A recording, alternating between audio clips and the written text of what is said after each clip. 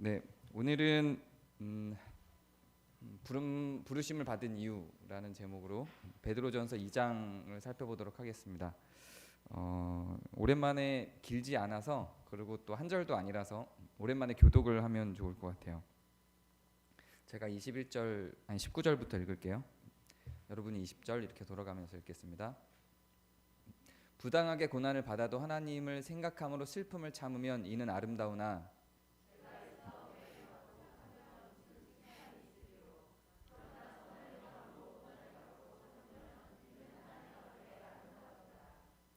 이를 위하여 너희가 부르심을 받았으니 그리스도도 너희를 위하여 고난을 받으사 너희에게 본을 끼쳐 그 자취를 따라오게 하려 하셨느니라.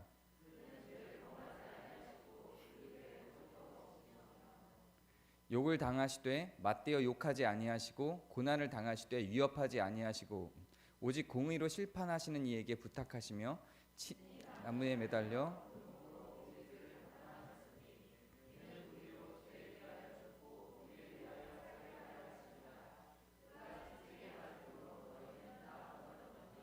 같이 읽겠습니다. 너희가 전에는 양과 같이 길을 잃었더니 이제는 너희 영혼의 목자와 감독 되신 이에게 돌아왔느니라. 아멘.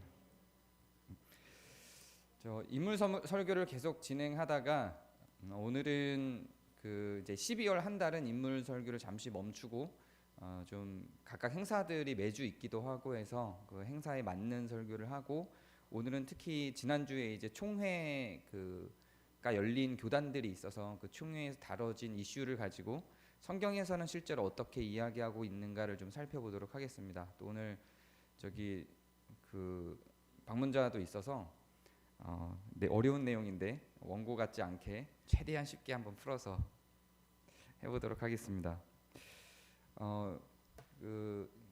지금만 잠깐만 전문적인 용어를 좀 쓸게요. 기독교 용어를.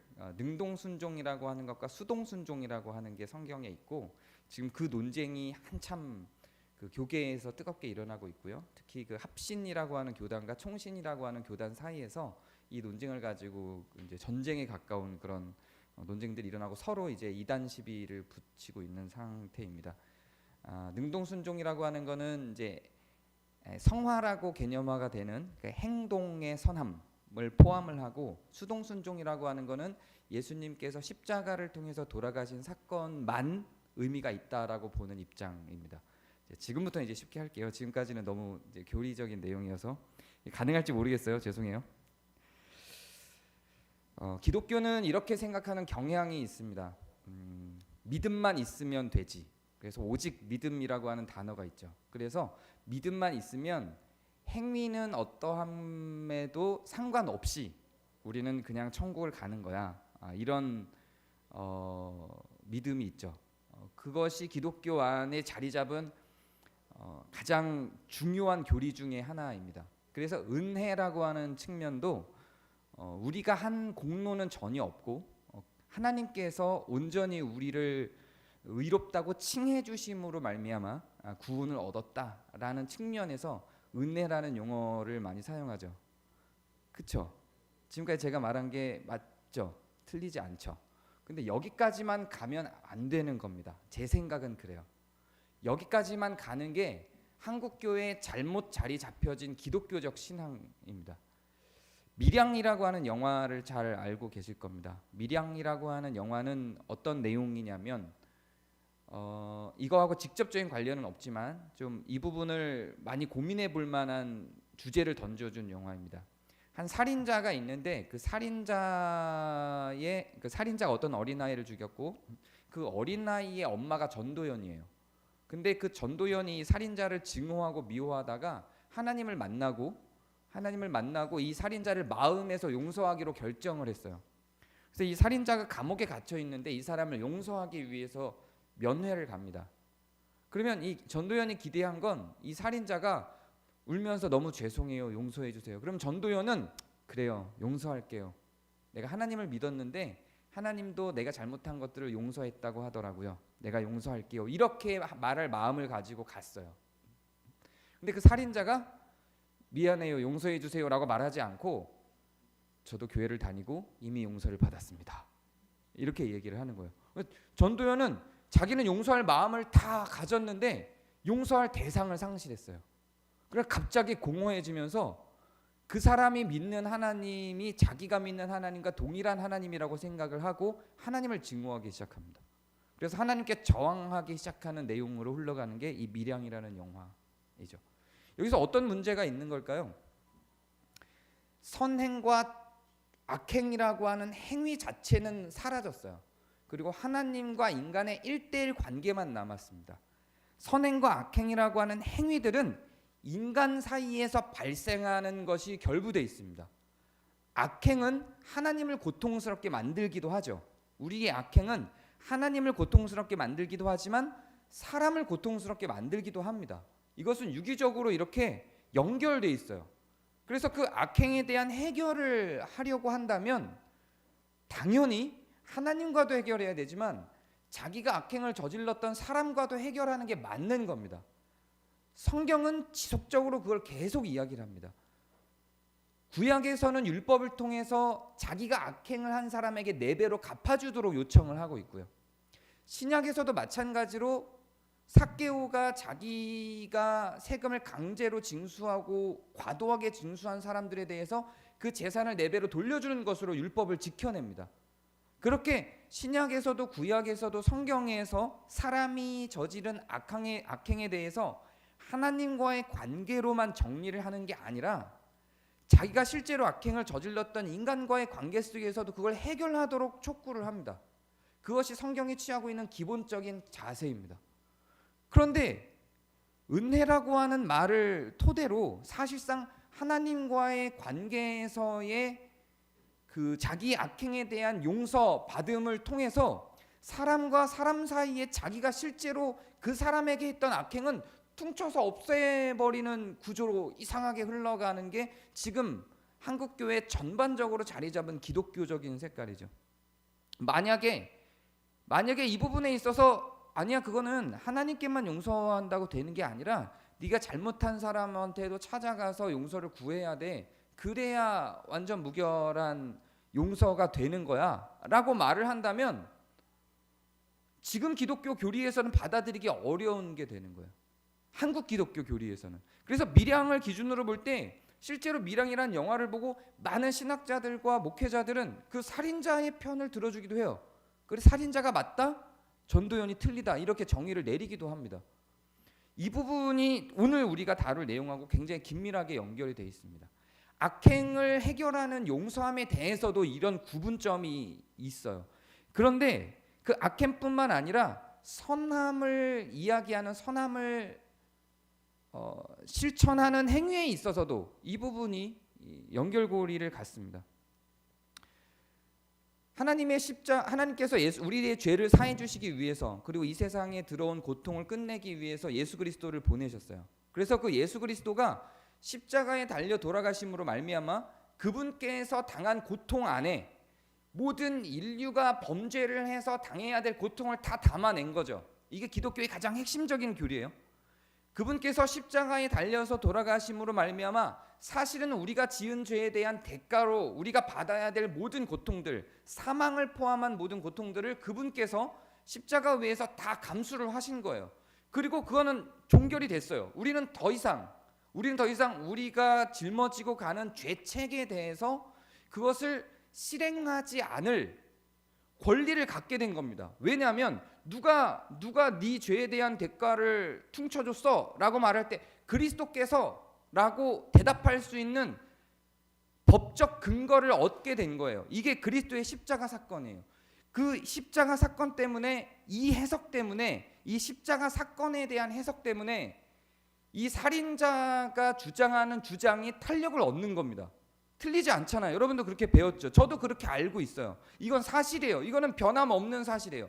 그런데 이 사실이 다른 성경의 내용들을 다 통합시키는 유일한 진리가 아닙니다. 여기에서 이게 유일한 진리가 아니다라고 말하는 것이 한국 교회에서 받아들여지기 매우 힘든 그런 절대적 교리로 다른 교리적 내용과 다른 성경의 내용들을 다 없애버리는 이상하게 이게 블랙홀이 돼버렸어요. 정말 너무너무 중요한 교리고 우리에게 은혜가 있는 교리예요. 우리가 지금까지 지은 죄를 앞으로도, 심지어는 앞으로도 지을 죄를 그리스도께서 십자가에 돌아가심으로 말미암아 그걸 용서해 준대요. 우리가 어머니를 괴롭혔던 거, 어머니를 속상해했던 거, 남편을, 아내를, 내 자녀를 힘들게 했던 거, 친구들과 사이에서 내가 모략했던 거, 시기했던 거, 질투했던 거, 이 모든 죄들을 그리스도의 십자가 위에서 다 없애준대요. 은혜롭죠? 이게 은혜인 거예요. 그런데 이것이, 이 십자가 사건이 다른 성경의 다른 부분에서 이야기하고 있는 진리를, 성경의 다른 부분에서 이야기하고 있는 하나님의 가르침을 다 몰입시켜서 이거 하나로 퉁치게 만들 수 없다는 이야기입니다. 만약에 이것만 남고 나머지는 다 의미 없어진다면 성경은 이 요절, 요한복음에 나타나 있는 몇몇 요절, 영접하는 자 곧 그 이름을 믿는 자들에게는 하나님의 자녀가 되는 권세를 주셨으니라고 하는 그 요절, 그거 하나만 남겨두면 되는 거예요. 나머지는 다 없애버려도 되는 거죠. 근데 율법이 아직 살아있어요. 아직도 율법을 이야기하고 있어요. 그리고 잠언의 지혜를 이야기하고 있어요. 신약에서도 야고보가 행함 없는 믿음은 죽은 믿음이라고 이야기를 하고 있어요. 이런 나머지 것들은 전부 없어져야 되는 거예요. 이게 가장 중요한 기독교의 교리인 게 분명합니다. 하나님께서 우리를 구원하셨어요. 은혜예요. 너무 감사해요. 그걸 잊자는 게 아니에요. 그게 가장 중요해요. 그게 없이는 기독교는 설 수 없어요. 그게 기독교의 출발이에요. 그런데 성경은 그것만 이야기하지 않습니다. 선을 베풀고 사람을 환대하라고 이야기를 하는 거예요. 선행을 실천하라고 이야기를 하는 거예요. 그것도 같이 있는 겁니다.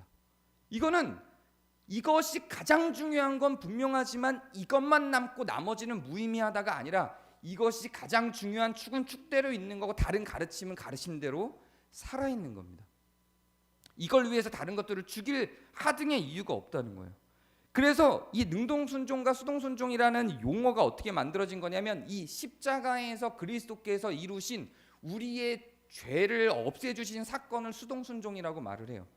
그리스도께서 십자가에서 달려 돌아가시면서 자기가 받은 고난을, 자기는 전혀 죄를 지은 바가 없으나 자기가 받은 그 모든 고난 안에 인류의 모든 역사 속에 있는 모든 사람들이 당해야 될 죄에 대한 대가를 다 담아서 그걸 다 소멸시키시고 이제는 우리는 더 이상 우리가 지은 죄에 대한 대가를 지옥에서, 이 땅이 아니라 지옥에서 죽은 뒤에 사후세계 속에서 감당할 하등의 의무가 없어진 거예요. 그건 너무 감사한 거죠. 자, 그럼 만약에 그것이 사실이라면, 이것만 유일하게 남는 조건이라면 그리스도께서 오셔서 아무것도 안 하시고 성경에 아무것도 기록하지 않고 그냥 십자가에 달려서 돌아가시고 끝났으면 괜찮은 거예요. 그러면 그걸로 끝나는 거죠. 그것만 남는 유일한 진리라면, 그것만이 기독교의 진리라면, 다른 것들을 기독교에서 이야기할 하등의 이유가 없다면 그리고 가시면 되는 거예요. 아기로 태어나실 이유도 없었어요. 그냥 하늘에서 성체로서 성인이 된 몸으로 그냥 쫙 내려와서, 자, 독사의 자식들아, 정치인들 욕하고 로마 그 대제사장, 서기관 막 욕하고 그 사람들한테 미움을 받고 달려서 딱 돌아가면 끝. 그것만 하면 되는 거였는데 그렇게 하지 않았단 말이에요. 아기로 태어나서 인간으로 자라고 인간이 받아야 될 고통을 다 받고 인간이 살아야 될 선행으로서, 의로움으로서, 의인으로서 살아야 될 삶의 모형과 모범들을 다 보이시고 그거를 성경에 기록하게 3년 동안 사람들에게 가서 전파하고 다니시고 어떻게 인간이 살아야 될지를 다 가르치시고 전하시고 그 선행함을 자기의 몸에 몸소 담고 실천해서 기록을 남기시고 그리고 이렇게 너희도 살아라고 가르치시고 가셨어요. 십자가 사건만 남는다면 그분이 인간으로 태어나서 어릴 때부터 자라서 실천해낸 그 모든 삶, 그건 못하러 성경에 기록했냐는 거죠. 그래서 이렇게 살아온 삶을 우리도 따라서 살아야 된다라고 하는 게 능동순종이라고 불리는 겁니다.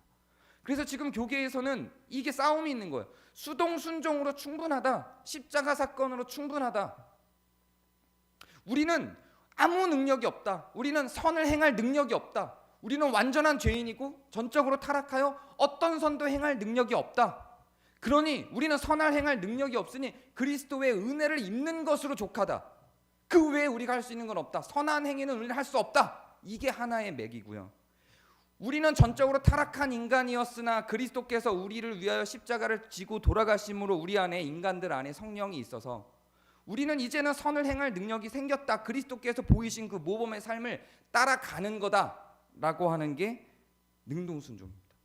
그래서 그리스도의 삶을 따라가는 거다라고 할 때 그 그리스도께 살아내신 그 삶이 우리에게 전가되었다, 이렇게 표현을 해요. 여러분은 어떻게 생각하시나요? 어떤 게 신앙일까요? 전자로, 그래서 능동순종이 아닌 수동순종만 존재하는 것, 십자가만이 유일한 진리이고 행위와 선행에 대해서는 강조되지 않는 것, 그리스도께서 이 땅에서 살아가시면서 삶의 모범으로 보여서 우리에게 삶을 모범으로 보이신 분으로서 성경에 기록하고 있는 것은 의미가 없다라고 이야기하는 것, 오직 십자가 사건만이 기독교의 가장 중요한 진리다라고 얘기하는 게 사실상 한국 사회를, 한국 교회를 가장 크게 주름잡고 있는 신앙이고, 이것들에 대해서 아니다라고 이야기하면 매우 어려운 관계 속으로 들어가게 되는 겁니다.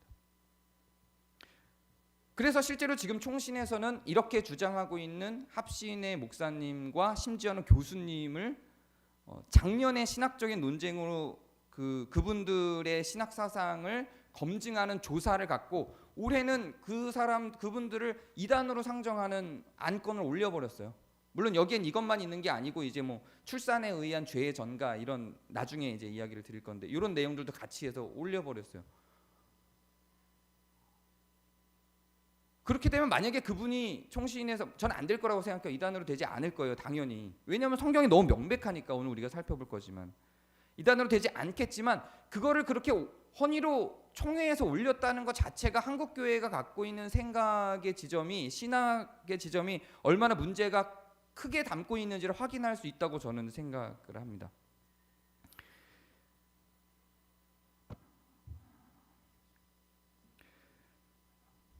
그리스도의 십자가 사건 외에도 그분의 삶에서 우리가 배우고 모범 삼아야 될 게 너무나도 많죠. 오늘 우리가 읽은 내용에서 21절을 보면 이렇게 시작을 합니다. 이를 위하여 너희가 부르심을 받았으니, 우리에게 하는 말이에요. 이를 위하여 너희가 부르심을 받았으니, 우리가 불려서 교회 나오고 이 세상에 종말을 맞지 않고 이 세상이 끝나지 않고 유지되는 이유에 대해서 이야기를 하고 있는 겁니다. 이것을 위하여 너희가 부르심을 받았으니, 그러면 이것이 뭐냐면 그 앞절을 보면 선을 행함으로 고난을 받고 참는 것이에요. 선을 행함으로 고난을 받고 참는 것을 위하여 우리가 부르심을 받았대요. 이게 목적이에요. 성경이 이렇게 이야기를 하고 있어요. 이거 한 절만으로도 사실 이 논쟁은 게임이 끝난 거라고 저는 생각합니다. 선을 행함으로 고난을 받고 참는 것을 위해서 우리는 부르심을 받은 거예요. 그럼 우리가 살아가는 삶의 가장 기본적인 모형은 선을 행함으로 고난을 받고 참는 것입니다. 이렇게 이야기하면서 그 선을 행함으로 받는 고난에 대해서 조건들을 붙여요. 이거는 자기가 만든 고난이 아닙니다. 내가 뭘 잘못해서 받는 고난도 있죠. 내가 사람 죽였으면 감옥에 가잖아요. 가서 고난을 받잖아요. 이거는 자기가 만든 고난이죠. 이런 고난이 아니라 나는 선을 행했는데 선을 행함으로 받는 고난이에요. 이런 고난을 위해서, 이 선을 행함으로 받는 고난을 위해서 살아가는 게, 그리고도 참아내는 게 우리가 부르심을 받아서 나온 이유라고 이야기를 합니다.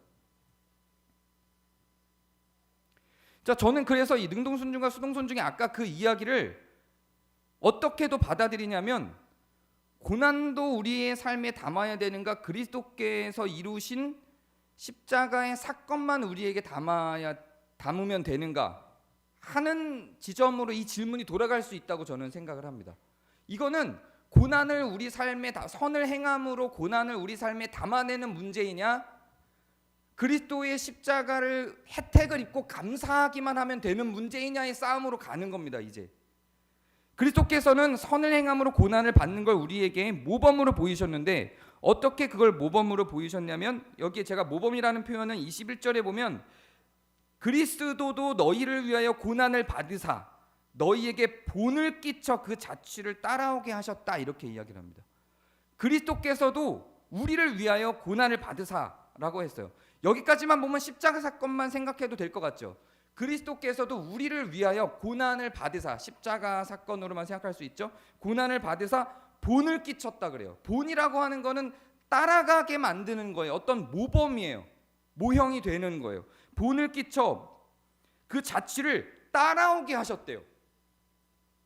이건 뭐냐면 그리스도께서 그렇게 하시고 끝난 게 아니라, 거기서 끝난 게 아니라 우리도 그렇게 하도록 따라오라고 하셨다는 거예요. 여기서부터 문제가 되게 심각해지는 겁니다. 그리스도께서 십자가에 달려 돌아가신 그 사건을 믿고 우리는 아무런 의를 행할 능력이 없으니 그걸 우리 삶에 받아서 감사하고 우리는 우리의 삶을 그냥 살아가면 되는 게 아니라고 명백하게 이야기를 하고 있는 거예요. 그렇게 그리스도께서 고난을 받으사 너에게 본을 끼치고 그 자취를 우리 보고 따라오게 하셨다고 해요. 근데 문제는 뭐냐면 그는 죄를 범하지 아니하신 분이에요. 죄를 범하지 아니하였는데 고난을 받은 거예요.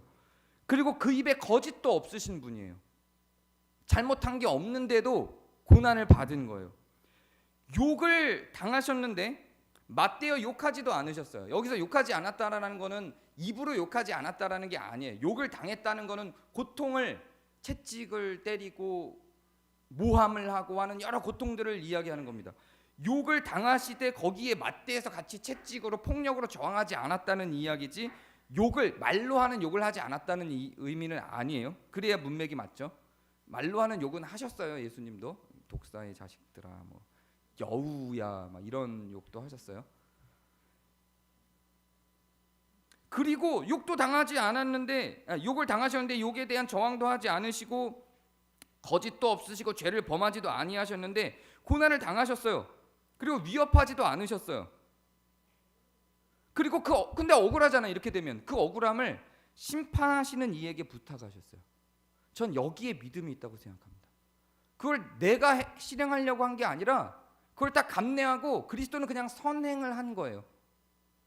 그냥 선함으로 선행을 한 거예요. 그리고 그 결과값은 심판하시는 이에게 부탁을 하시고 같이 거기에서 무기고를 따라서 한 게 아니라 심판을 그리스도께, 하나님께 부탁하시고 본인은 선행을 그냥 하신 거예요. 그 사람이 악행을 행한다고 같이 악행을 한 게 아니고 본인은 선행을 하신 거예요. 전 이 부분이 믿음이라고 생각해요. 그리스도께서 십자가에 돌아가셨다가 믿음이 아니라 저는 하늘에서 무슨 일이 나중에 일어날 것인가에 대한 그게 믿음이라고 생각해요. 이 믿음이 없이는 우리는 선행을 못합니다. 선행을 못해요. 이 땅에서 다 계산하게 되죠. 선행을 못합니다. 그리고 친히 나무에 달려 그 몸으로 우리 죄를 담당하셨습니다. 근데 이 결과로 뭐가 나타날까요? 이렇게 했는데 이 결과로 뭐가 나타날까요? 그가 채찍에 맞음으로 너희가 나음을 입었다. 이게 나타나요. 여기를 위해서 가는 거예요.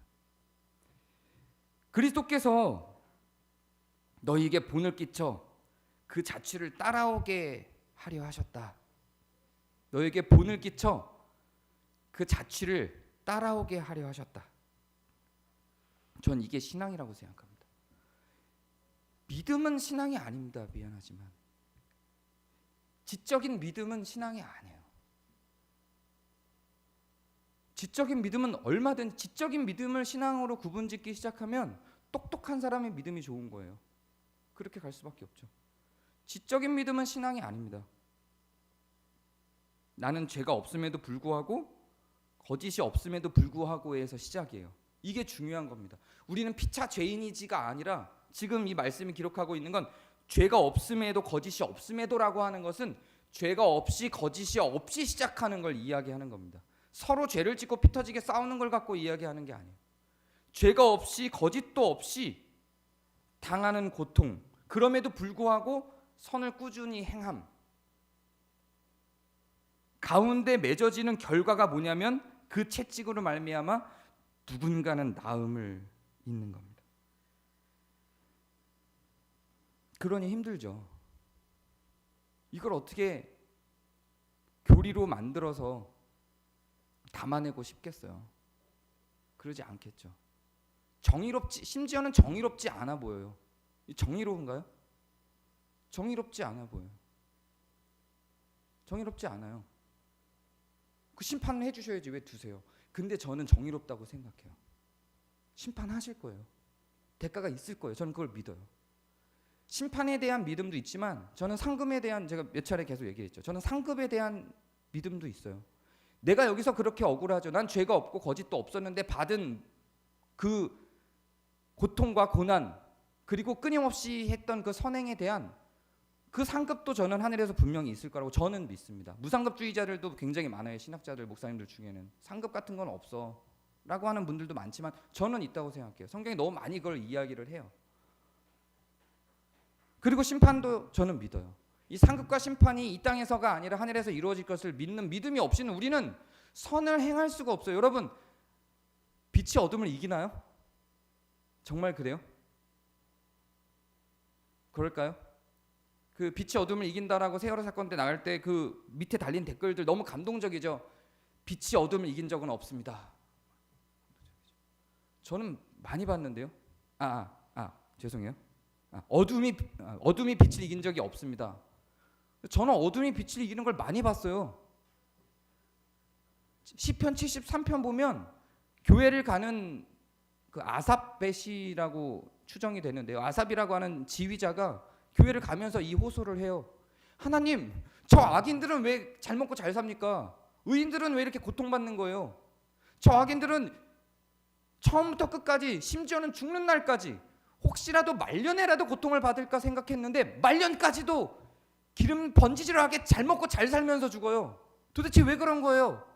하나님께 막 항의를 해요. 그 시가 나와요. 그때 성소에 딱 들어가요. 교회에 딱 들어가는 거예요. 들어가고 나서 하나님께 기도하고 말씀을 보면서 그때 아는 거예요. 하나님, 내가 잘못 생각했네요. 그리고 자세한 설명 없이 그냥 하나님을 신뢰합니다. 이러고 그 시가 그냥 마무리가 돼버려요. 거기서 뭘 깨달았는지도 써있지 않아요. 근데 성소에 도달해서, 성소에 도착해서 막 하나님께 왜 저 악인들은 여전히 죽는 날까지 저렇게 기름 번지르르하게 잘 먹고 잘 삽니까? 라고 해놓고 마지막 장면에서는 내가 성소에 도착하니까 내가 알겠어요, 하나님. 이러고 그냥 끝나버려요. 저는 거기에 이 믿음이 있다고 생각해요. 하나님이 살아계신 것에 대한 믿음. 이 땅에서는 빛이 어둠을 못 이기는 사례가 너무 많죠. 너무 많죠. 지금 끝까지 잘 먹고 잘 사는 악인들이 역사 속에서 얼마나 많아요. 히틀러가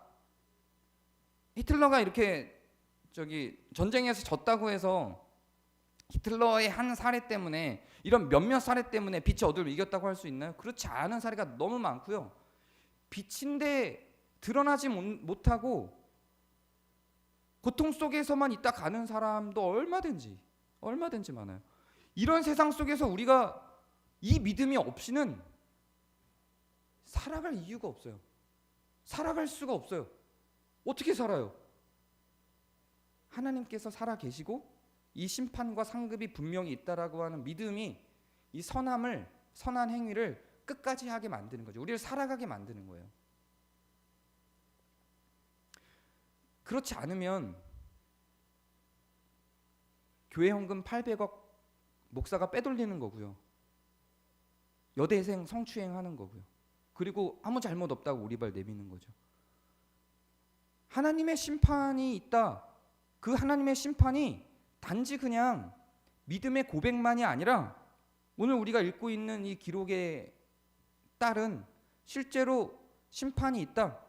행동에 대한 심판이 있고 선행에 대한 상급이 있다. 하나님의 저 하늘나라에서의 하나님의 결정이 있다 라고 하는 믿음이 없으면 그런 세상 속에서는 못 사는 거예요. 그럼 어떻게 살아가요? 아니면 살아가려면 같이 그 짓을 하고 악마가 같이 돼야 되는 거죠. 그렇지 않고는 못 살아가요. 저는 그래서 이거를 믿어요. 그리고 이것만 믿는 게 아니라 하나님의 심판만 믿는 게 아니라 저는 이것도 믿어요. 그 채찍에 맞음으로 누군가는 나음을 얻습니다. 저는 이걸 믿어요. 못 볼 때도 있어요. 나는 채찍에 맞았는데 나은 사람을 못 볼 때도 있어요. 근데 볼 때도 많아요. 분명히 변화들이 있어요. 못 보고 지나갈 때도 있지만 그러면 못 보고 지나가는 때가 억울해서 볼 수 있는 상황들을 안 만들까요? 저는 그래서는 안 된다고 생각합니다. 예를 들면 무슨 말이냐면 제가 사우디에 있을 때 저한테 녹색당을 전도한 사람이 그 세 사람이 있는데 사우디에서 만난 녹색당 영국인 독일인이 있고요. 우리 교회에 심상욱이라고 있습니다. 저한테 녹색당을 전도한 세 사람인데 그 사우디에 있을 때 만난 그 독일인하고 영국인이 저한테 청년 기본소득에 대해서 이야기를 했어요. 근데 그 사람들이 주장하는 건 독일에서는 그런 정책을 펼친다고 해요. 청년들이 자기의 직업을 가질 때까지 정부가 그 청년들을 기본소득을 지원을 해주는 거예요. 돈을 제공을 해줘요. 생활비를 많이 주는 건 아니지만 얼마 주는지는 제가 그때 들었는데 까먹었어요. 그 뭐 걔네들 돈 개념을 제가 잘 모르니까. 근데 어쨌든 살아갈 수 있는 최소한의 비용을 지급을 해주고 얘네들이 충분히 자기네들이 정말로 뭘 할 수 있는지 구직 활동을 자기한테 맞는 구직 활동을 할 수 있도록 그 시간까지는 그냥 돈을 주는 거예요. 공부했다고 바로 취업해야 되는 게 아니라. 그게 연한도 정해져 있지 않았던 걸로 기억해요. 그리고 계속 지원을 해줘요. 그래서 제가 물어봤어요.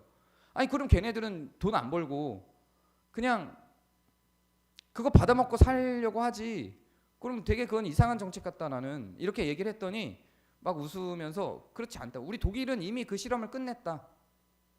그렇게 해서 그 사람들이 적절한 자기들의 직업을 찾고 자기들이 정말 원하는 게 뭔지를 찾고 그거를 수행해 나가는 게 훨씬 국가적으로도 이득이다.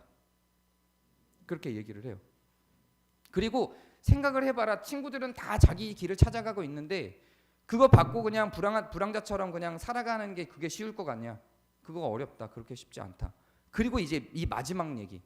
제가 다시 물어봤어요. 그럼에도 불구하고 그 정책을 이용해서 그냥 일 안 하고 먹고 살려는 사람이 분명히 있을 거다라고 제가 얘기를 했더니 그 독일 친구 말이 있을 거다. 그리고 실제로 있고 많다 심지어.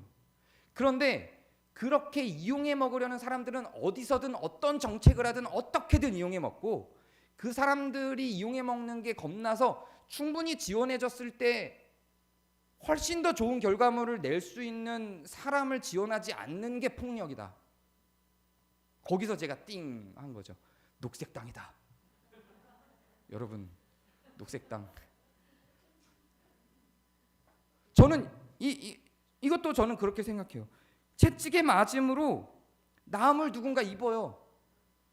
안 입을 때도 있죠. 안 입기도 해요. 아무리 채찍에 맞아도 내가 채찍을 계속 맞는데 끝까지 악랄한 인간도 있어요. 근데 그 사람들 때문에 이 채찍이라 그러니까 표현이 좀 섬뜩한데 그 사람들 때문에 채찍 맞기를 포기하지 않아요. 그게 신앙이라고 저는 생각합니다. 저는 우리에게는 이럴 수 있는 능력이 없으나 우리는 하나님이 창조하신 창조물들이고 우리 안에 하나님의 빛이 분명히 있고 더군다나 성령이 살아계신 걸 저는 믿어요. 그래서 저는 이 채찍을 맞을 수 있는 힘이 선한 행위 안으로 들어가서 받을 수 있는 고난이 우리에게 담겨졌을 때 충분히 감당할 수 있는 능력이 우리 안에 있다고 저는 생각을 합니다. 이것이 없이는 부부관계가 힘들죠. 교회도 힘들어요.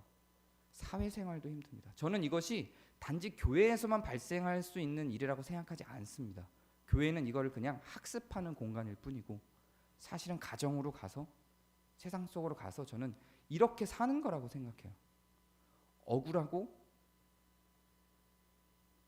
비참하고 비교되고 하는 일들이 우리한테 계속 있지만 저는 그러므로 말미암아 누군가는 낫고 또 우리는 성장하고 또 우리는 상급을 쌓고 그런 과정들 속으로 들어갈 수 있다고 생각합니다. 그리고 그것이 신앙이라고 생각합니다. 교회를 다닌다는 것은 예수님을 믿는다는 것은 그리스도께서 돌아가신 십자가 사건의 혜택을 입고 감사하고 할렐루야 오케이 은혜롭다로 끝나는 게 아니라 그분이 받으신 고난 안으로 같이 들어가서 그 삶을 우리의 삶에 담아내고 그 고난을 통해서 만들어질 나음들을 상상하며 그 고난 뒤에 하늘에서 우리가 받게 될 상급을 기대하며 그리고 또 악에 대한 심판을 믿으며 가는 것. 그렇게 해서 절망하지 않고 힘들어도 선한 행위로 살아가는 것. 그렇게 능동적으로 하나님 앞에 순종하는 것. 저는 그것이 신앙이라고 생각합니다.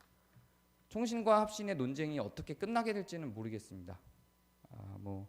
센 쪽이 이기겠죠.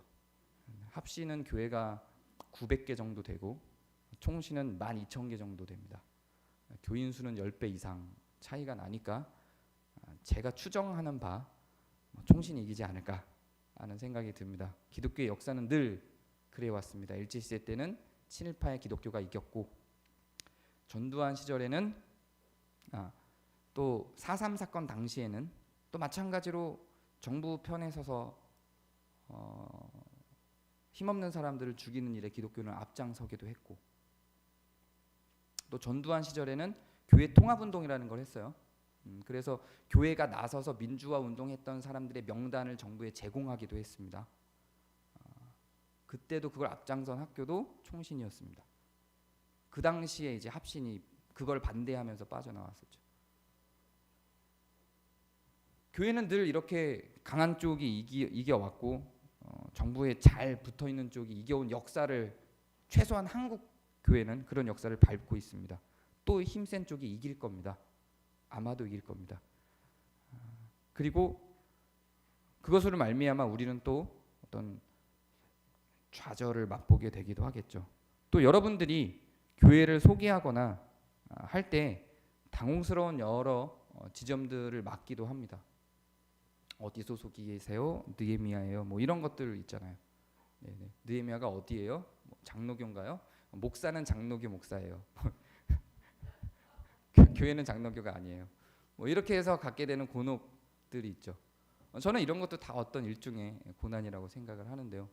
저는 충분히 바른 기독교는 그렇게 명맥을 유지해 왔다. 저는 그렇게 생각을 합니다.